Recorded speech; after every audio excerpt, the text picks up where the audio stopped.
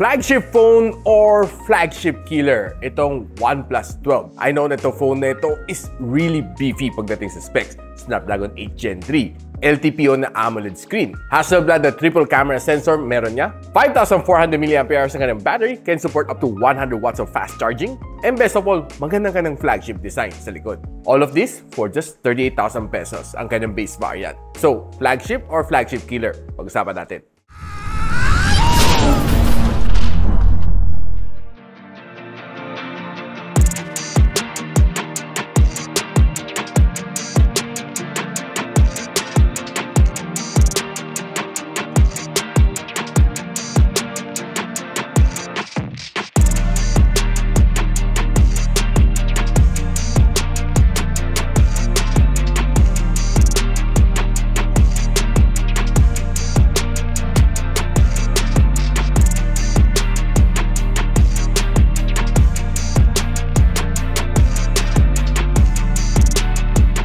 So itong Oneplus 12 na may 12 gigs of RAM and 256 GB of storage has a price point of around 38,000 pesos. The link that I'll be providing on the description box below. Yung mga links na nilalagay natin are all legit links na nasubukan na natin and nakapagbili na ako. So therefore, safe naman bumilis ka nila. So itong hawak natin na Oneplus 12 is a China ROM variant pero na flash to global and wala na rin siyang region locking, so safe to use here in the Philippines. So na-try na natin si Globe, si Dito, si Smart.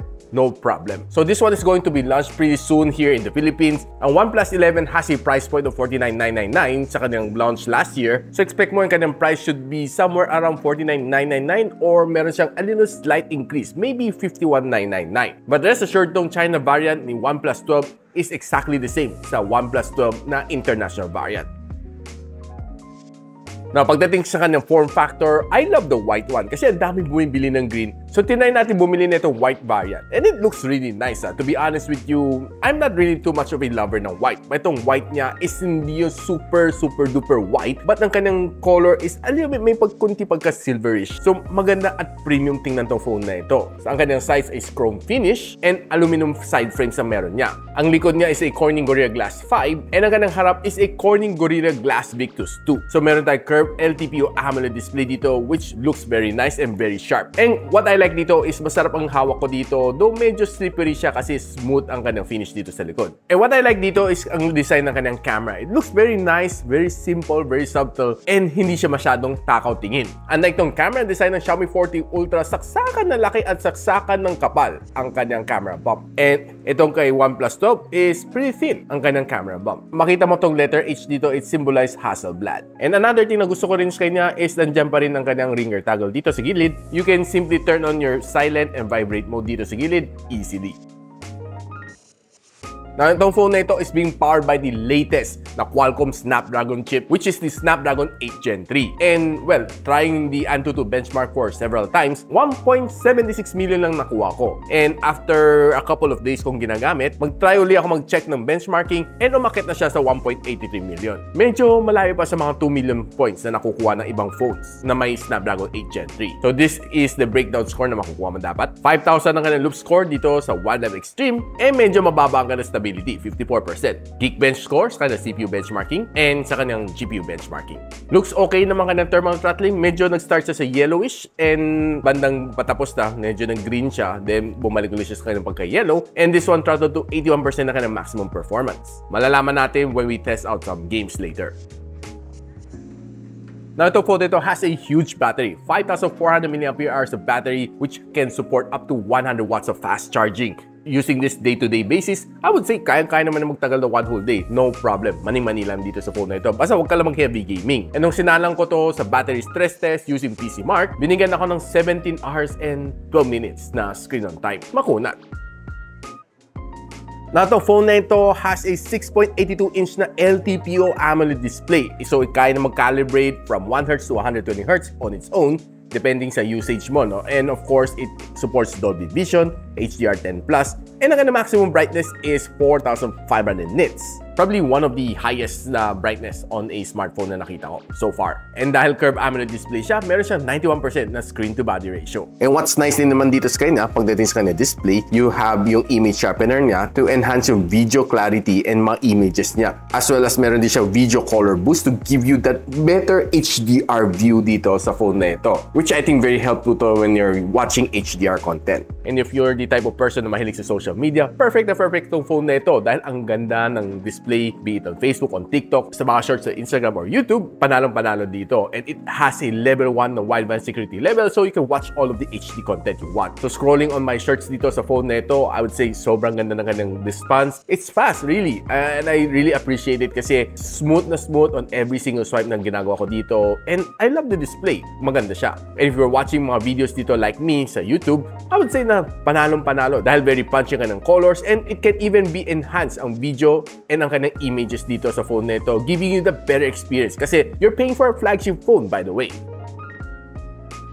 Now, since this is a flagship phone na may Snapdragon 8 Gen 3, sinubukan ko maglaro ng 4 na titles dito on this phone. So, playing Genshin Impact, Call of Duty Mobile, Farlight 84, and the all-new Call of Duty Warzone. Here are the maximum graphical settings na pwede natin set sa mga games na ito. And going first with Call of Duty Mobile, mani-mani lang dito sa phone na ito, really smooth. Expect na maganda ang experience mo dito if you're playing mga Battle Royales or mga rank matches, panalong-panalo. And the touch response is really fast. So, if you're playing naman si Farlight 84, nung sinagad ko siya, the gameplay was really nice. Smooth na smooth siya. Wala ko halos na feel na frame drops. And to my surprise, na nagbakbakan na kami on a certain point. Medyo maraming effects na nangyayari, no? But masasabi ko siya doon, hindi siya nag-lag. And pinakamainin na na-achieve ko sa Farlight 84 after 2 hours of playing, 43 degrees Celsius based on my Malsina thermal scanner. Na pagdating naman sa Genshin Impact, nag-try naman tayo maglaro na sobrang dami mga kalaban, hindi siya nag-lag. Halos wala na feel na frame drops, and this gameplay was really smooth. And expect mo na kaya-kaya nito mag-perform on heavy gaming. And pinakamainit din na achieve ko dito is around 43 to 44 degrees Celsius. Now, trying the all-new Call of Duty na Warzone, I was able to install it. Medyo matagal mag-install kasi medyo malaki ang kanyang file. And nung naglo-load siya initially, medyo matagal. Medyo nahirapan din na mag-sign up, no? Trying to link into my Steam. Actually, nainis ako and nagawa na lang sarili ko Activision account. So, that's probably one of the solution. But plano ko talaga i-link sa aking Steam account, but which didn't work. But anyways, yung kanyang gameplay dito, setting to all high settings, I would say, smooth na smooth. And though medyo hindi pa ako masyado sanay, naglaro ako ng Battle Royales dito. After a few minutes, patay na tayo. So naglaro ako for roughly mga 30 minutes. And medyo kailangan ko pa mag-get used to sa gameplay na ito. But the experience was really nice on this one. So expect this phone to hit up to 43 to 44 degrees Celsius, the same sa Genshin Impact. Now, when playing mga games, I'm the type of person na mahilig sa loudspeaker ng isang phone. And there are some other people na mahilig sa headphones, but ako, I prefer playing it using the loudspeaker para medyo mas immersive ang experience. Now, one of my criteria is to have a really nice na loudspeaker. Gusto lang natin test out itong Oneplus 12 kung malakas nga ba siya on maximum volume.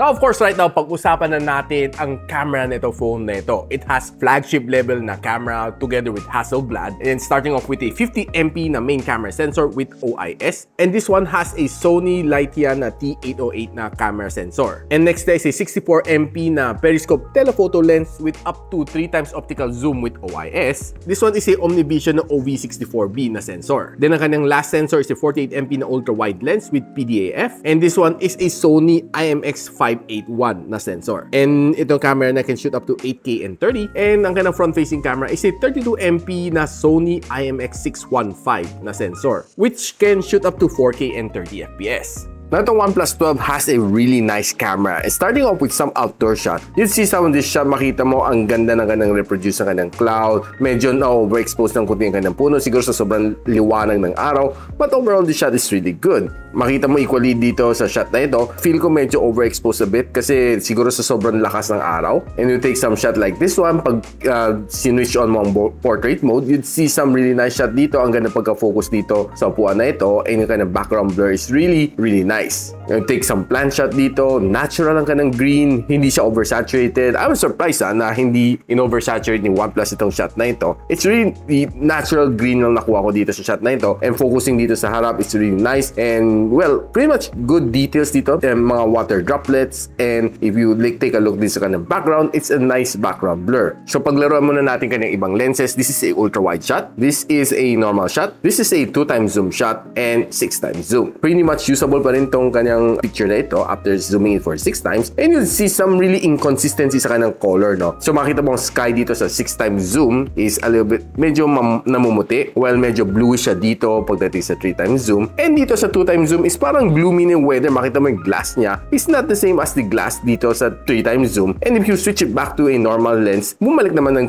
kanyang pagka-blue. So sobrang inconsistent na kanyang colors dito, which I'm not sure kung correctable ito via software update, but that's how it goes. And this is a ultra wide shot. Mas feel ko pa mas maganda kanyang ultra wide shot and kanyang normal shot compared dito sa kanyang 2x zoom shot. Now ulitin lang natin on a different angle. This is a ultra wide shot. This is a 1x zoom. 2x zoom, kita mo iba yung kanyang kulay, no? Nag-iba, naging gloomy siya bigla. Then naging okay ulit siya sa 3x zoom. Then ito ang 6x zoom. If you zoom it in, kita mo ang ganda pa rin ng details pa rin dito sa overhead crane na ito. And I can see na magandang kanyang zooming capability dito sa Oneplus 12. Now further taking some outdoor shot, you see some dramatic shot like this one, and some shots like this one are really nice. And pag zoom in mo, ang ganda pa rin mga details niya. Now if you're the type of person na mahilig sa mga bokeh shot, this is a good bokeh shot na nakuha ko. And kung ang hiling mo ay cut shot, you'd see some really nice detail dito using its normal lens, and also this one. And makita mo preserve ang details dito sa pusa na ito. Now if we move on to indoor photography,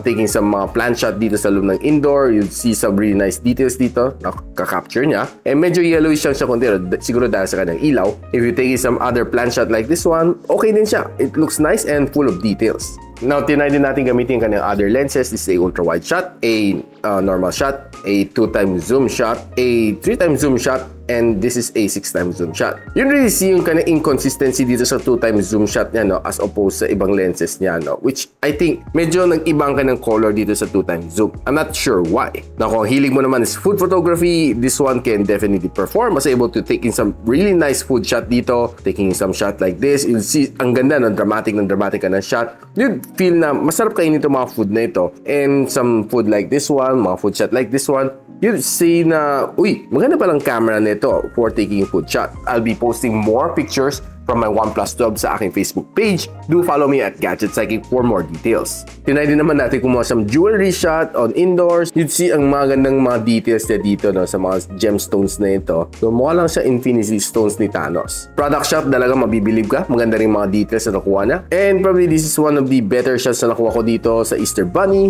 Parang litaw na litaw. Ganda na kanyang pagka 3D dito sa picture na ito. Now moving on to some other low light shot. I would say this is probably one of the best shot na nakuha ko dito sa camera niya. And this really represents ang ganda ng kanyang subject separating itself from the background. Ang ganda ng litaw ng picture na ito. And now taking for night photography, this is a ultra wide shot, a normal shot, 2x, 3x, and 6x zoom. I'd say after 6x zoom, okay pa rin ang details niya dito. And it's a really nice night camera as well. This is another night shot na nakuha ko. Now, I'd say na maganda ka ng rear camera. But on the contrary, the front camera isn't that really appealing for me. Now, ang kanyang front camera, there are times sa pag ginagamit ko siya, mapapansin mo medyo soft ang mukha ko. And pag zoom in mo, medyo grainy siya. Even on outdoor condition where you expect that this is a flagship level phone, it should be performing like a flagship level na camera ang ganyang front. But to my disappointment, medyo hindi ganun kaganda ang kanyang front-facing camera. This one is a little soft din as well and a little bit overexposed. Taking some indoor shot is a bit so-so. Medyo hindi ako natuwa sa mga shots niya kasi medyo soft. And this is another soft picture from the front-facing camera. Kahit kumuha ka ng bokeh shot, no, hindi rin siya masyado maganda.